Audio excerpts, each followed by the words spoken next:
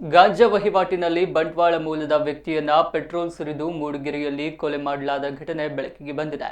ಬಂಟ್ವಾಳದ ಇರಾ ಗ್ರಾಮದ ನಿವಾಸಿ ಫವಾಜ್ ಕೊಲೆಯಾದ ವ್ಯಕ್ತಿ. ಈತನನ್ನ ಆರೋಪಿಗಳು ಪೆಟ್ರೋಲ್ ಸುರಿದು ಕೊಲೆ ಮಾಡಿ ಬಳಿಕ ಚಿಕ್ಕಮಗಳೂರು ಮೂಡಿಗೆರೆಯ ಬಣಕಲ್ ಎಂಬಲ್ಲಿ ಗುಡ್ಡದಲ್ಲಿ ಬಿಸಾಡಿ ಹೋಗಿದ್ದಾರೆ ಎಂದು ಹೇಳಲಾಗಿದೆ. ಈತ ಗಾಂಜಾ ಮಾರಾಟ ದಂಧೆಯಲ್ಲಿ ತೊಡಗಿದ್ದಲ್ಲದೆ ಗಾಂಜಾ ವ್ಯಸನಿಯಾಗಿದ್ದ.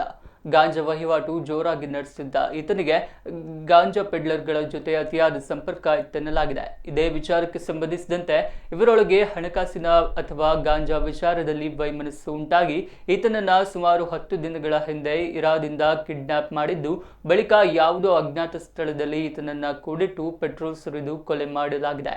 ವಗ್ಗ ಅಥವಾ ಕಾವಲಕಟ್ಟೆ ಮೂಲದ ಯುವಕರು ಈತನ ಕೊಲೆ ಆರೋಪಿಗಳು ಎಂಬ ಮಾಹಿತಿ ಲಭ್ಯವಾಗಿದೆ. ಆರೋಪಿಗಳ ಪತ್ತೆಗೆ ಪೊಲೀಸರು ಇದೀಗ ಬಲೆ ಬೀಸಿದ್ದಾರೆ.